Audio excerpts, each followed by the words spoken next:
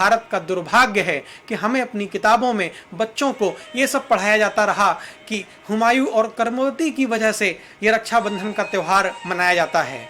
एक बात सोचने लायक है, अगर हुमायूं इतना ही गुणवान रहा होता तो आज के इस दौर में आज की माताओं और बहनों को हुमायूं के वंशजों से ही क्यों खतरा है, ये हुमायूं के अनुयायी ही क्यों इनके ऊपर कुदृष्टि डाल रहे हैं। अगर हुमायूं इतना ही गुणवान और बहनों की इतनी इज्जत करने वाला होता। इसलिए इस तरह के किसी भी भ्रम में न पड़ें।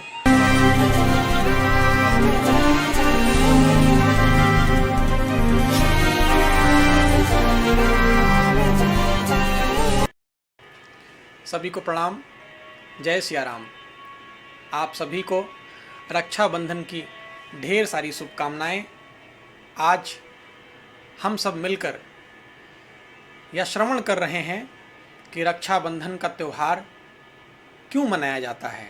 आखिर रक्षाबंधन जैसे पावन पर्व की शुरुआत, आरंभ कब हुआ। एक बड़ी मार्मिक कथा है। एक जुआरी था, जुआ खेलना उसका शौक था। जीवन में कुछ पाने और कुछ खोने के बीच का जो पल था वह उसको सदैव आनंद दिया करता था। उसको ये लगता था कि कैसे कोई चीज़ दांव पर लगा दी जाए और वह कई गुना लाभ दे जाए, इसमें उसको महारत हासिल थी। एक प्रेमिका से प्यार करता था, उसी के प्यार में पागल रहा करता था और जुआ खेलता था। एक दिन जुए में उसको बहुत लाभ हो गया। सोचा क्या करें। उसको लगता था कि आज जितना धन कमाया है इसको अपनी प्रेमिका के उपहार में खर्च कर देते हैं। एक सुनार के यहाँ गया और एक सुंदर सा महंगा हीरे का हार बनवाया और सोचा कि आज अपनी प्रेमिका को इसको दूंगा, प्रसन्न हो जाएगी। लेकर चला। एक पहाड़ी के बाद उसका घर आया करता था। पहाड़ी चढ़ ही रहा था कि पैर लड़खड़ाया और लिए दिए हार सहित आकर नीचे गिरा। रास्ते में कई चट्टानें दरकीं और उसके गिरने के बाद वो चट्टानें भी उसके ऊपर गिरी। शरीर में इतनी चोटें आईं, शरीर इतना छत विछत हो गया कि मरणासन्न स्थिति हो गई। लेकिन जुगारी का लालच आज भी उसके साथ रहा। वह हार उसके हाथों में ही रहा। अब मन ही मन सोच रहा है क्या करें। अब यह हार उस प्रेमिका तक तो पहुंच नहीं सकता। अब इसका क्या होगा। अपने जीवन का नहीं सोच रहा है। अभी भी उसकी जुगारी प्रवृत्ति गई नहीं। मन ही मन सोच रहा है अब इस हार से ऐसा कोई दांव खेल जाए कि ये हार कई गुना फल दे जाए। कभी पुरखों ने बताया था कि अगर कोई चीज़ सच्चे मन से महादेव को अर्पण करी जाए तो महादेव कई गुना फल उसका दे दिया करते हैं। बस यही भाव मरणासन्न स्थिति में उसको याद आया और मन ही मन लेटे लेटे उसने छाती पर वह हाथ रखते हुए हार को ऐसे पकड़ा और हाथ जोड़ा। कहा, हे भोलेनाथ, पूरे मन से, पूरी श्रद्धा से आज ये हार मैं आपको अर्पण कर रहा हूँ। यही कहते हुए उसके प्राण निकल गए। जब चित्रगुप्त के पास ये पूरा केस पहुंचा तो धर्मराज ने पूछा यमराज जी ने कि बताइए इसके जीवन का लेखा जोखा हिसाब क्या है। तो चित्रगुप्त ने बताया, प्रभु, इसने जीवन में कुछ अच्छा नहीं किया है। केवल किसी न किसी बहाने से दांव पेच खेलकर दूसरों के धन का हरण कर लिया है। बस इसने महापाप किया इसने। तो कहे, ठीक है, इसको नरक में जाना है, एक बार जरा ध्यान से देखो, कहीं कुछ तो होगा पुण्य। गलती से ही कुछ कर दिया हो इसने, तो आखिरी पन्ने को जब पलटा तो देखा आखिरी पन्ने में अभी ताजा ताजा एक अंकित हुआ था कि प्रभु आते आते इसने एक हार बहुत मन से भोलेनाथ को अर्पण कर दिया है। यमराज मुस्कुराए, उन्होंने कहा चित्रगुप्त हमारे धर्म विधान में इसका क्या फल मिलता है? तो कहे प्रभु जितनी श्रद्धा से जितने मन से इसने ये हार चढ़ाया है उसके हिसाब से तो इसको एक दिन के लिए इंद्र के आसन पर बैठना है। इसको पूरा दिन ये स्वर्ग का अधिपति बनेगा। इस एक दिन का इसका ये फल है। अब जो जुगारी था मन ही मन मुस्कुराया कि अगर ये विधान पता रहा होता तब तक न जाने कितने दिन का कोटा हम पूरा कर दिए होते। लेकिन खैर चलते हैं, एक दिन देखते हैं स्वर्ग में क्या होगा। जुगारी था बुद्धिमान।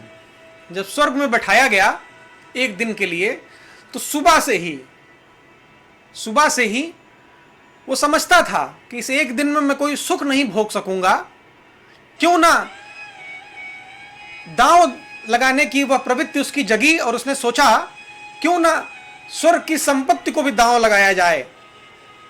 उसने स्वर्ग का जितनी संपत्ति थी, अप्सराएं किसी को बुलाकर दान दे दी, हीरे जवाहरात किसी को बुलाकर के दान दे दिए। अरे और तो छोड़िए, जो लोग पृथ्वी लोक से मृत्यु प्राप्त कर स्वर्ग आ रहे थे उनको जीवन दान देने लग गया। अब पूरे स्वर्ग का खेल ही बिगड़ गया। इंद्र भी परेशान, सब मन ही मन चुप थे। किसी तरह सूर्यास्त हो, आज इससे पिंड छूटे। अच्छा, सूर्यास्त का समय नजदीक आया। अब जब उसको लग गया कि कुछ ही पल बचे हैं तो उसने एक तुलसी दल लिया, सिंहासन से नीचे उतरा और सच्ची श्रद्धा से भगवान को कहा, हे प्रभु, आज मैं ये पूरे मन से इंद्र का ये आसन जो मुझे मिला था, तुलसी दल रखते हुए उसने बोला, प्रभु मैं ये आपको अर्पण कर रहा हूँ। और ये कह के उसका समय पूरा हुआ। सब फिर ले आए उसको यमराज के पास। कहे अब इसको नरक की यात्रा कराई जाए। चित्रगुप्त ने बताया, प्रभु यहाँ तो खेल बदल गया। अब तो इसने पूरा स्वर्ग दान करने पे जो उसको पुण्य मिले वो तो मिले ही, हमारा जो हिसाब किताब है, अब जरा ध्यान से जरा चित्रगुप्त का हिसाब किताब समझिएगा कि किसी व्यक्ति को किसी जीवन में कितनी धन संपदा मिलती है, उसका हिसाब चित्रगुप्त आज बता रहे हैं। क्या फार्मूला है वो जरा समझिएगा। चित्रगुप्त ने बताया, प्रभु हमारा जो फार्मूला है कि अगले जन्म में किसी व्यक्ति को जो भी संपदा हमें देनी होती है उसका फार्मूला यही है कि उसने जितना भी दान किया है अभी तक के जन्मों में उसको ऊपर रखिए, बटा करिए और नीचे कितने जन्म उसने लिए हैं उससे भाग कर दीजिए। उससे निकलता है उसका औसत। वो हर जन्म में जितना औसत निकल आता है उसका, हम अगले जन्म में उसको उसके औसत का धन देते हैं कि इतना तो ये दान करेगा और बाकी उसके गुजारे भर का। यही हमारे यहाँ का नियम है। अब कहे तो दिक्कत क्या है, इसलिए पिछले जन्मों में तो इतना कुछ किया नहीं होगा। तो कहे प्रभु यही तो समस्या आ रही है, गणित के कैलकुलेशन में यही तो समस्या चित्रगुप्त के सामने आ गई कि पिछले किसी जन्म में उसने कोई दान नहीं किया था। अब एक जन्म का दान था वो ऊपर अंकित हुआ। और जैसे हमारे यहाँ क्रिकेट का नियम है कि जब कोई बल्लेबाज नॉट आउट लौट आता है तो उसके इस औसत में रन तो जुड़ता है लेकिन वो मैच नहीं जुड़ा करते। इसीलिए प्रभु इसके नीचे जन्म वही चुने जाएंगे जिसमें उसने दान दिया हो। एक ही जन्म है और उसमें भी ये अंतिम श्वास तक दान देता रहा और इसका समय खत्म हुआ, शरीर नहीं खत्म हुई, स्वर्ग का अंतिम दान इसने दिया था। तो अब तो नीचे जीरो बचता है और किसी संख्या को अगर जीरो से भाग करना है तो फिर संख्या अनगिनत आती है। तो प्रभु अब जो इसका हिसाब बन रहा है कि अगले जन्मों में इसको अनगिनत धन संपदा मिलेगी, ये दान करता ही रहेगा, करता ही रहेगा, करता ही रहेगा, फिर भी खत्म नहीं होगा, क्योंकि इन्फिनिटी आ गया। अब यमराज तो समझे बड़ा खिलाड़ी निकल गया, ये तो पूरा गणित ही बेकार कर दिया है। अब आज वही जो जुआरी था उसका इंद्र का सिंहासन दिया हुआ दान तो उसके असंख्य धन संपदा के बराबर हो गया, लेकिन जो उसने तुलसी दल चढ़ा करके भगवान को याद किया था, बस इसी बात पर नारायण प्रसन्न हो गए और उन्होंने कहा कि इसको हमारा दर्शन प्राप्त होना है, क्योंकि इसने तुलसी दल चढ़ाकर दान कर दिया है अपने अंतिम समय में। अब विधि का विधान देखिए, मनुष्य जन्म, मनुष्य योनि हमको आपको भी मिलती है अपने कर्म से अपना भाग्य बदलने के लिए। आज एक जुगारी दांव पर दांव लगाता हुआ कहाँ पहुँच गया। हम दांव संसार में लगाते हैं और यही माथा पकड़कर रोते हैं। एक बार दांव ईश्वर के लिए लगाकर देखिए, आपके जीवन के गणित कैसे बदलते जाएंगे। प्रभु प्रेरणा से प्रहलाद जी के वंश में, प्रहलाद जी के पौत्र के रूप में राजा बलि के रूप में उसका जन्म हुआ। राजा बलि के रूप में जब वह जन्म लिया, इतना प्रतापी, इतना शक्तिवान निकला वह राजा, तीनों लोकों पर उसका आधिपत्य हो गया और वह लगातार दान देता रहा। दान देने की प्रवृत्ति उसकी गई नहीं, लगातार दान देता रहा, लगातार दान देता रहा। दान शिरोमणि कहलाने लगा। अब ये संपदा उसकी अक्षुण रहे, तीनों लोगों का राज उसका अचल रहे, इसके लिए उसके गुरु राक्षस योनि में था, इसलिए उसके गुरु शुक्राचार्य जी ने उसको बताया कि तुम 100 अश्वमेघ यज्ञ कर लो, यह राज्य अक्षुण रहेगा।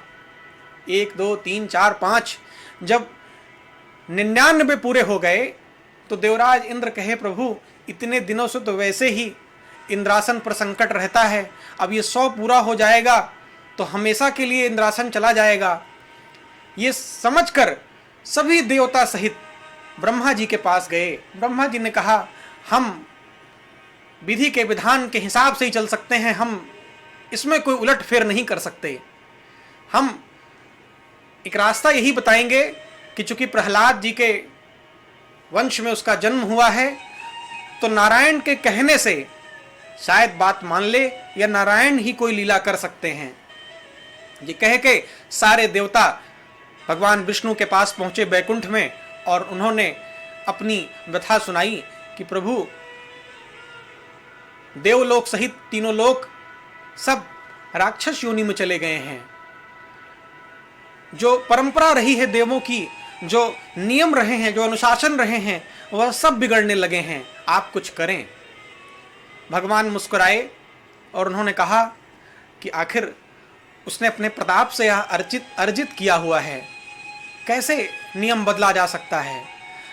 तो देवराज ने समझा कि भगवान ऐसे तो मानेंगे नहीं, तो उन्होंने एक बात रखी कि प्रभु आप और पूरा संसार यही मान रहा है कि वह दानी है, महान दानी है, तो एक बार आप परीक्षा ले लीजिए, अगर वह परीक्षा में उत्तीर्ण ही हो तो देवलोक क्या, उससे कई गुना सुंदर लोक उसको दान करिए। भगवान को ये बात समझ में आ गई और उन्होंने देवराज को आश्वासन दिया कि देवराज जाइए, हम परीक्षा लेने जाएंगे। अब प्रभु की माया देखिए, प्रभु माता लक्ष्मी से कहे, देवी आप यहीं रुकिए, हम एक भक्त की परीक्षा लेकर आते हैं। प्रभु वैकुंठ छोड़कर चल दिए राजा बलि की परीक्षा लेने के लिए। अपना रूप बदला, 52 अंगुल का शरीर धारण किया, इसलिए उसका नाम, उस शरीर के नाम पर भगवान का नाम वामन अवतार कहलाया। सुंदर सा शरीर था, छोटे छोटे पैर थे। 52 अंगुल का मतलब आज के हमारे आपके हिसाब से लगभग 2.5 से 3 फीट का शरीर, बालक जैसा चिर यौवन शरीर, छोटे छोटे खड़ाऊं, छोटे छोटे पैर, हष्ट पुष्ट शरीर, एक हाथ में कमंडल था, एक हाथ में छत्र था, माथे पर रामानंदी तिलक था, बहुत ही तेजवान चेहरा था, ऐसा सुंदर शरीर। बात शरीर की सुंदरता की नहीं होती, प्रभु जो रूप लिया करते हैं वो अपने आप सुंदर हो जाया करता है। एकदम आज की भाषा में कहें तो गोलू मोलू सा क्यूट बच्चा बन के भगवान राजा बलि के दरवाजे पर पहुंचे। द्वारपालों से कहा कि जाओ राजन को बताओ कि एक ब्राह्मण आया है, राजा से मिलना चाहता है। ऐसा रूप तो द्वारपालों ने भी कभी नहीं देखा था। वह रूप देखकर सुध-बुध खो बैठे।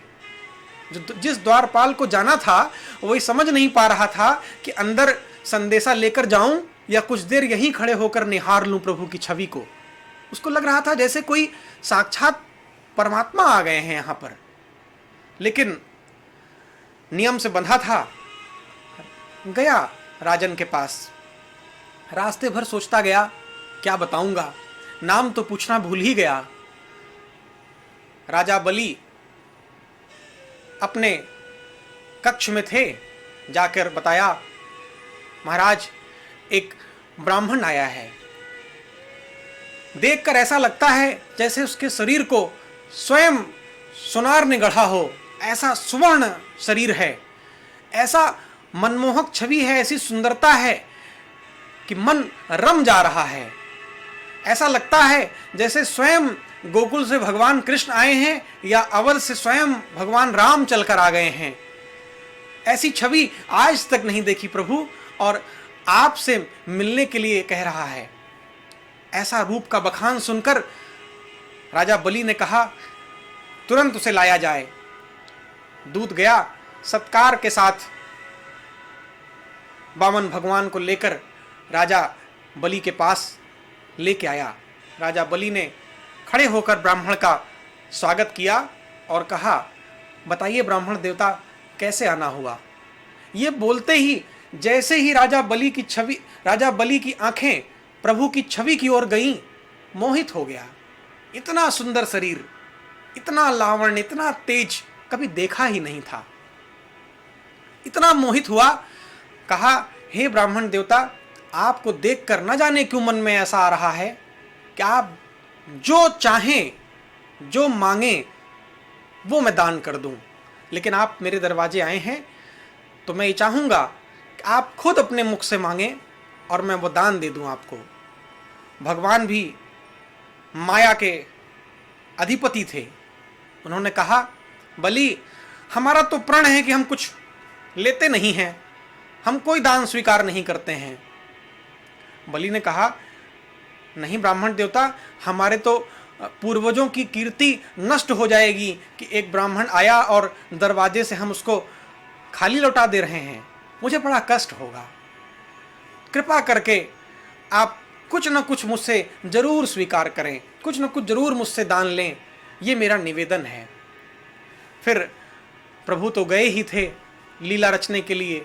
उन्होंने बलि के इस आग्रह पर कहा ठीक है बलि, अगर तुम कहते हो तो तुम्हें कष्ट भी ना हो और मेरा प्रण भी न टूटे, ऐसी कोई रास्ते की तलाश मैं करता हूं।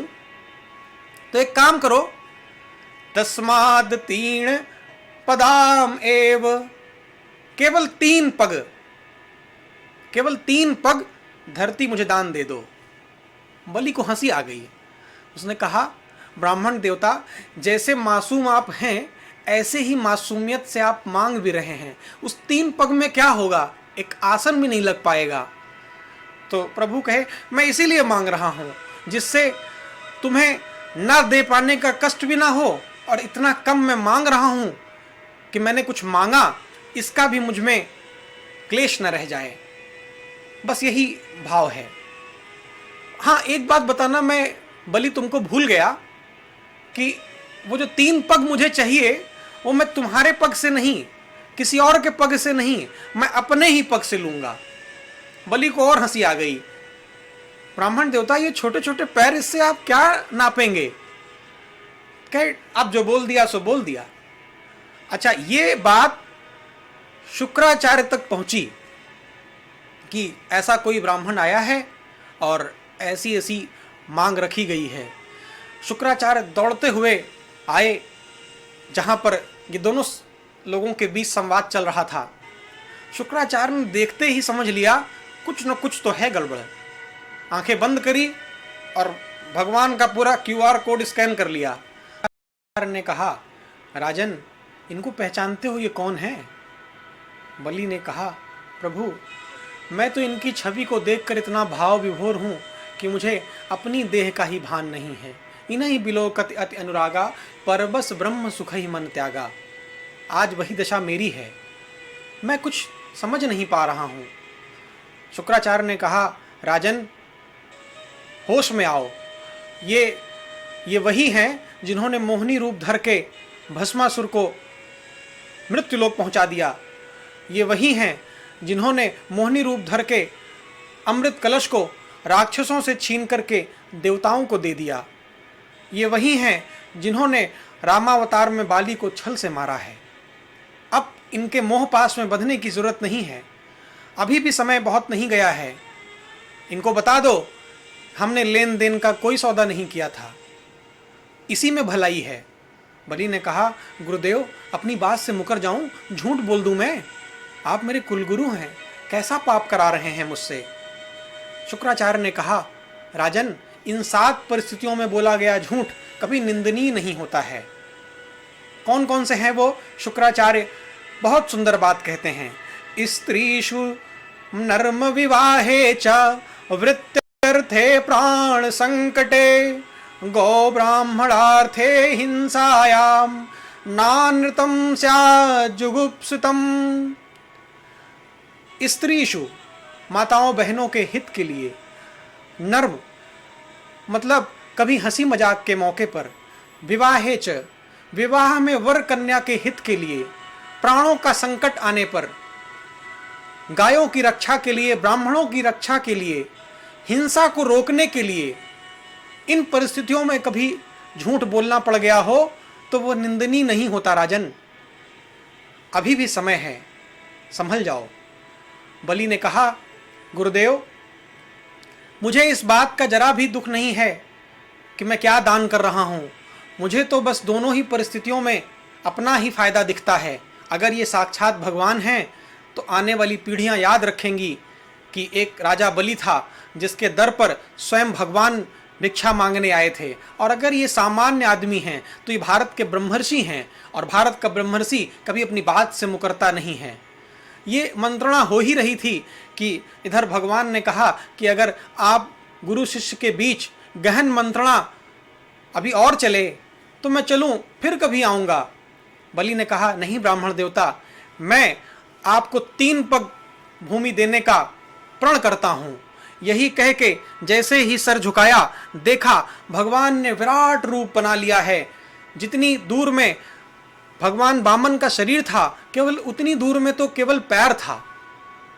जो विराट रूप कि देख करके बलि अचंभित रह गया। ब्राह्मण देवता ने 2 पग में ही तीनों लोकों को नाप लिया। अब ब्राह्मण देवता ने कहा, राजन, 2 पग में तो 3 लोक हो चुके, वचन 3 पग का है, तीसरा कहाँ रखूं? बलि वह रूप देख करके भाव में आ गया, हाथ जोड़ लिया, कहा, हे ब्राह्मण देवता, मुझे इस बात का तो जरा भी दुख नहीं है कि तीनों लोग दान में चले गए। दुख बस इस बात का है कि आज मेरी जुबान खाली जाएगी।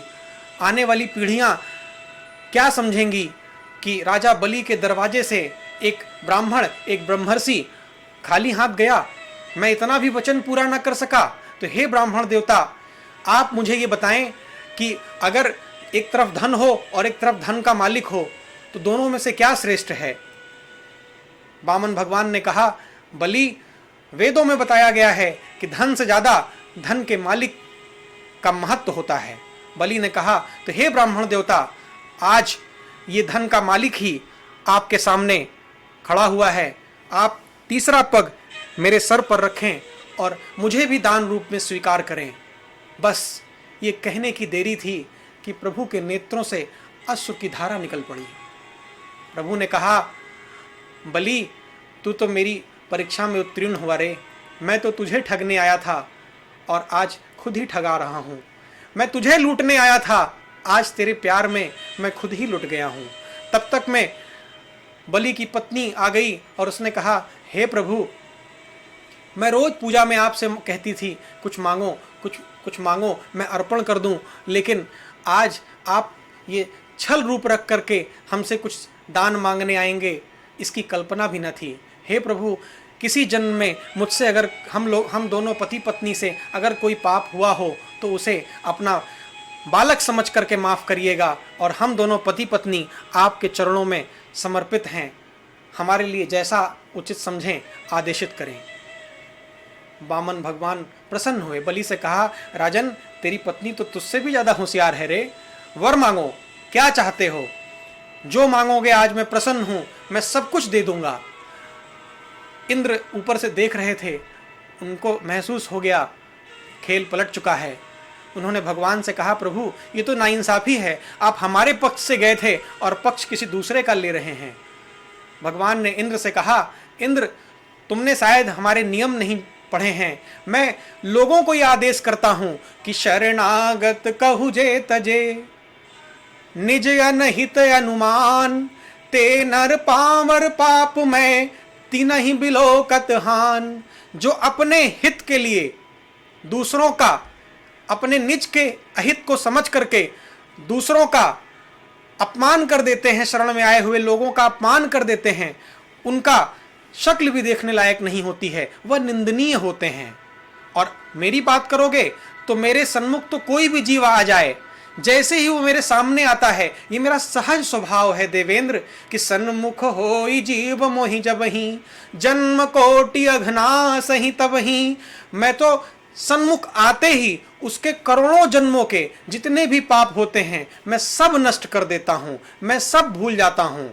और ये तो मेरी शरण में आया है, शरण में आने के लिए तो मैं तो मेरे लिए कहा ही जाता है, जौ सभीत आवा सरनाई, राखे ताहि प्राण की नाई। मैं तो उसे प्राणों से ज्यादा प्रिय रखता हूँ देवेंद्र, ये मेरा नियम है। तो आज बलि और उसकी पत्नी तो मेरी शरण में आ गए हैं, मैं इन्हें कैसे ठुकरा दूं? हाँ, तुमको मैंने इंद्रलोक देने का वचन दिया था, मैं उस वचन पे कायम हूं, तो आज मैं इन दोनों को सुतल लोक देता हूं, जिसकी कल्पना और जिसकी प्रार्थना देवता भी करते हैं, स्वर्ग के वासी भी करते हैं, वह सुतल लोक मैं इन्हें दान करता हूं और वह अचल रहेगा, सदैव उसके ये अधिकारी रहेंगे। ये सुनकर के राजा बलि गदगद हो गए, शीश नवाया, और उसके बाद प्रभु ने कहा, बलि, ये तो मैंने अपने मन से दिया है, तुम्हें जो इच्छा हो तुम मांग सकते हो। तुम मेरे पुत्र हो बलि, प्रहलाद को मैं कितना स्नेह करता था, तुम तो उसके भी पौत्र हो। पुत्र से ज़्यादा ब्याज प्यारा होता है, तो इसलिए आज मैं प्रसन्न हूँ, वर मांगो। बलि ने कहा, प्रभु, कभी सूरज प्रकाश नहीं मांगा करता, नदियाँ जल नहीं मांगा करती हैं, वृक्ष फल नहीं मांगा करते हैं। मैंने इतना कुछ लोगों को दान दिया है कि अब इस धन धान्य और ऐश्वर्य से मन हट गया है, अब मुझे कुछ नहीं चाहिए, इन सभी ऐश्वर्य से मेरा मन हट गया है। प्रभु, आपका जो सानिध्य मिला उसमें मन ऐसा रम गया है कि बस एक ही वरदान चाहता हूँ, एक ही इच्छा है कि मैं जहाँ रहूँ, मैं जिस तरफ से निकलूँ, आपके दर्शन हों, आप मेरे साथ यहीं रह जाइए, मेरे साथ मेरे लोक में निवास करिए प्रभु, यही इच्छा है। भगवान मुस्कुराए कि आया था भक्त को फंसाने और आज खुद ही फंस गया हूँ, लेकिन भक्त की इच्छा है, भगवान राजी हैं। भगवान ने कहा, तथास्तु बलि, मैं तुम्हारे साथ रहूँगा। ये कह के भगवान पाताल लोक में निवास करने लग गए। अब यहाँ वैकुंठ में लक्ष्मी जी इंतजार कर रही हैं कि प्रभु आते होंगे, प्रभु आते होंगे। सूचना जैसे ही मिली कि प्रभु तो पाताल लोक में चले गए हैं, भक्त के पहरेदार बन गए हैं, भक्त के साथ पलछिन रह रहे हैं, सदैव भक्त के साथ बने हुए हैं। अब उनको पाने के लिए लक्ष्मी जी ने एक तरकीब सोची। शेषनाग जी को साथ लिया, एक नाग कन्या का रूप बनाया और पाताल लोक गई राजा बलि के पास। राजा बलि के दरबार में जाकर के कहा कि मैं आपको भाई मानती हूँ और एक रक्षा सूत्र आपको बांधना चाहती हूँ। बलि ने बहन को सामने देखा मुंह बोली ही बहन समझा जाए, लेकिन ज्ञानी था, भावुक था, भगवान का सानिध्य था उसके साथ। वह कहा, बहन ये मेरा सौभाग्य होगा कि रक्षा सूत्र तुम मुझे बांधो। माता ने जैसे ही रक्षा सूत्र बांधा, बलि ने कहा कि मैं राजा बलि बहन तुम्हें रक्षा का वचन देता हूं, तुम्हें जीवन में कभी भी कोई संकट आएगा, प्राणों की बाजी लगा करके तुम्हारे प्राणों की रक्षा करूंगा। माता ने कहा, भाई अगर तुम मुझे कुछ देना ही चाहते हो तो मुझे मेरे प्राण दे दो, यही प्राण हैं जो तुम्हारे पास यहाँ रह रहे हैं, तुम्हारे पहरेदार बन करके। माँ अपनी असली रूप में आई और बताई कि मैं वैकुंठ से माँ लक्ष्मी हूँ, भगवान विष्णु तुम्हारे यहाँ पहरेदार बन के रह रहे हैं, वैकुंठ की सब व्यवस्था ही चरमरा गई है। बलि, भाव का मोह त्यागो और सृष्टि के चलने वाले नियम को समझो, और मैं तुमसे रक्षा के बंधन के सूत्र के बदले मैं अपना पति मांगती हूं। राजा बलि की आंखें खुली, उन्होंने कहा, माँ भावावेश में मैंने ये वरदान मांग लिया था, आज से मैं प्रभु को मुक्त करता हूँ, वो वचन से मुक्त होते हैं अपने, वह वैकुंठ जाएं, लेकिन बस एक निवेदन कर रहा हूँ कि आज इतना शुभ अवसर है कि मेरी बहन और मेरे बहनोई दोनों ही आज मेरे पाताल लोक में हैं, तो मैं बस यही निवेदन करूँगा कि कुछ दिन यहाँ रह जाइए। कहा जाता है कि श्रावण की पूर्णिमा से लेकर के कार्तिक की त्रयोदशी धनतेरस तक भगवान माँ लक्ष्मी के साथ पाताल लोक में निवास करे, और इसी श्रावण की पूर्णिमा के दिन, जिस दिन माता लक्ष्मी ने राजा बलि को राखी बांधी थी, रक्षा का सूत्र बांधा था, उसी दिन से रक्षाबंधन का त्यौहार मनाया जाता है। लेकिन यह भारत का दुर्भाग्य है कि हमें अपनी किताबों में बच्चों को ये सब पढ़ाया जाता रहा कि हुमायूं और कर्मवती की वजह से यह रक्षाबंधन का त्यौहार मनाया जाता है। एक बात सोचने लायक है, अगर हुमायूं इतना ही गुणवान रहा होता तो आज के इस दौर में आज की माताओं और बहनों को हुमायूं के वंशजों से ही क्यों खतरा है, ये हुमायूं के अनुयायी ही क्यों इनके ऊपर कुदृष्टि डाल रहे हैं। अगर हुमायूं इतना ही गुणवान और बहनों की इतनी इज्जत करने वाला होता। इसलिए इस तरह के किसी भी भ्रम में न पड़ें, न अफवाहें हमारा कर्तव्य है, न अफवाहें फैलाएं, न उनको फैलने दें। हम तथ्य पर विचार करें और ये समझें कि ये सब पौराणिक कथाएं हैं, हर जगह धर्मनिरपेक्षवाद नहीं चलता है। यही भारत का सच है, यही भारत का सनातन धर्म है। इन्हीं बातों के साथ आप सभी के लिए यह त्यौहार शुभ हो, मंगल हो। जय सिया राम।